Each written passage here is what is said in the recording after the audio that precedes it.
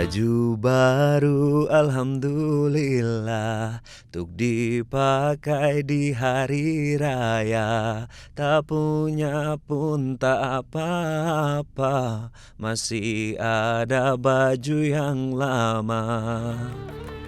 Nah, sobat muda pasti sudah akrab dengan penggalan lirik lagu yang dinyanyikan artis Dea Ananda ini ya. Apalagi pada momen Ramadan hingga jelang Lebaran. Ya, lagu yang identik dengan tradisi Hari Raya Idul Fitri, apalagi kalau bukan membeli baju baru. Menjadi tradisi bagi sebagian umat muslim, ternyata kebiasaan membeli pakaian untuk menyambut Lebaran sudah ada sejak zaman Kesultanan Banten. Bicara seputar baju baru saat Lebaran, pasti pusat perbelanjaan yang pertama kali terlintas di benak kita adalah Tanah Abang. Biasanya, 1 pekan sebelum puasa hingga sepekan sebelum Lebaran, pasar Tanah Abang akan dipenuhi oleh masyarakat ibu kota dan sekitarnya. Mulai dari ibu-ibu, remaja, hingga anak-anak berbondong-bondong datang ke pusat grosir terbesar se-Asia Tenggara ini untuk berburu gamis, baju koko, mukena, kerudung, hingga sarung. Nah, kali ini tim Indonesia akan mengajak sobat muda untuk mengulik asal-usul tradisi baju baru saat Lebaran hingga mencari tahu sejarah pasar Tanah Abang. Yuk ikuti terus tim Indonesia. Sobat muda, menurut Marwati Pusponegoro dan Nugroho Noto Susanto dalam bukunya yang bertajuk Sejarah Nasional Indonesia, tradisi membeli barang baru bahkan sudah dimulai sejak tahun 1596 di Banten loh. Kala itu wilayah Banten ada di bawah Kesultanan Banten yang merupakan kerajaan Islam. Menjelang Idul Fitri, mayoritas penduduk muslim di bawah kerajaan tersebut menyiapkan baju baru.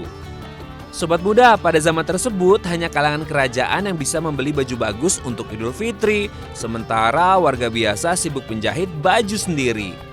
Namun lambat laun diketahui tradisi tidak hanya terjadi di wilayah Banten saja, tetapi juga terdapat di wilayah lainnya, salah satunya Kerajaan Mataram Islam Yogyakarta. Saat itu umat muslim di sana juga melakukan tradisi yang serupa, yakni menyiapkan baju baru terutama saat hari-hari terakhir bulan Ramadan.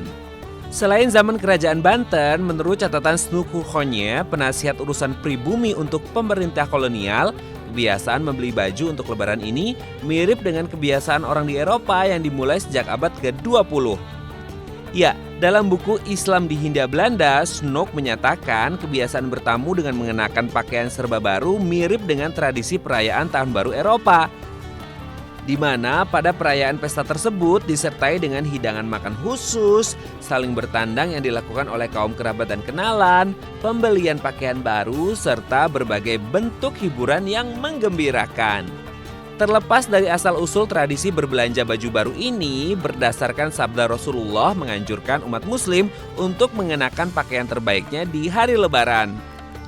Dapat disimpulkan bahwa mengenakan baju baru tidak diharuskan, namun mengenakan baju yang terbaik yang disunahkan untuk merayakan hari kemenangan.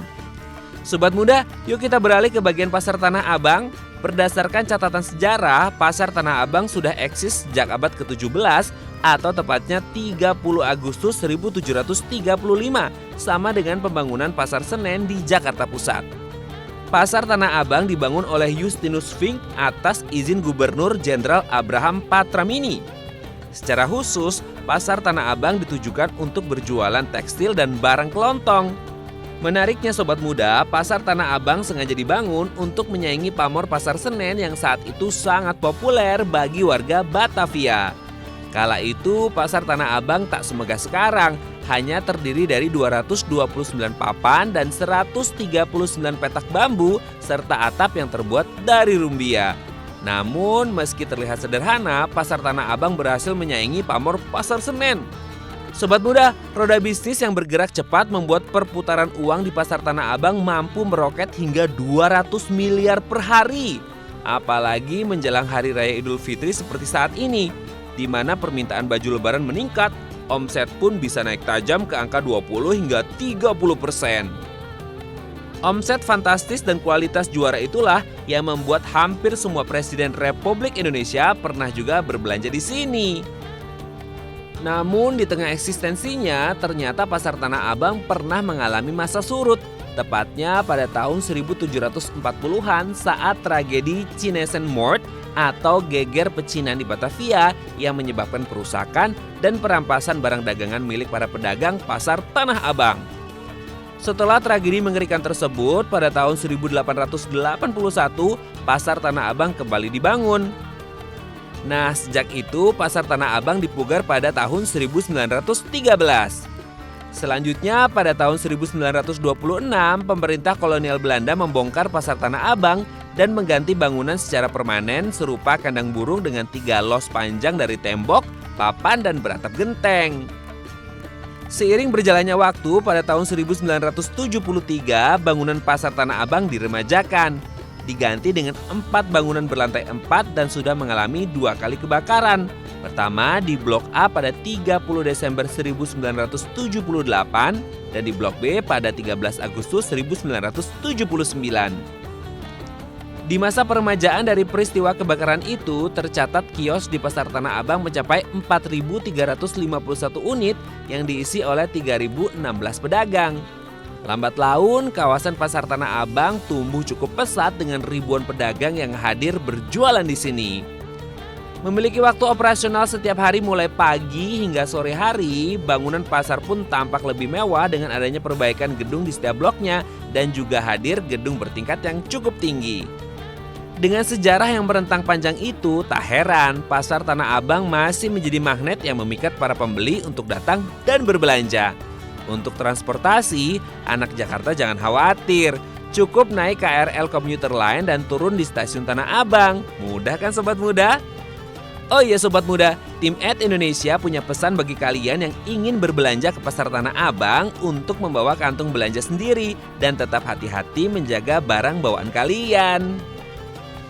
For your information, jika sobat sedang berbelanja di Pasar Tanah Abang, selain berbelanja pakaian, di sini kalian bisa membeli aneka jenis kurma, kismis, kacang Arab, coklat, hingga air zam-zam tentunya dengan harga yang terjangkau, mulai dari Rp40.000 per kilonya.